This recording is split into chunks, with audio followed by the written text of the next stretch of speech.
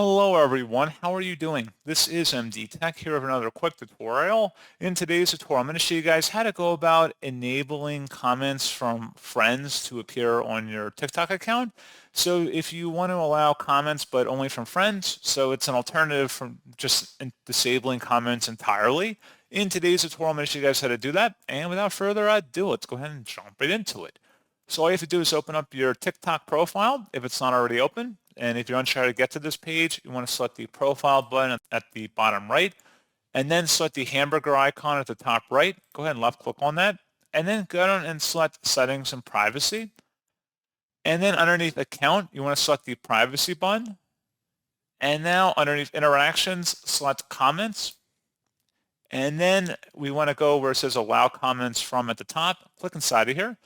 And if you want to set it to only friends, go ahead and select the friends option. And then you just close out of here, click out of this to save it. And that's all you would have to do. So I didn't want to change it. That's if anyone's curious why I didn't actually save it in here. But like I said, just select whatever option you want, click the little X, and you should be good to go.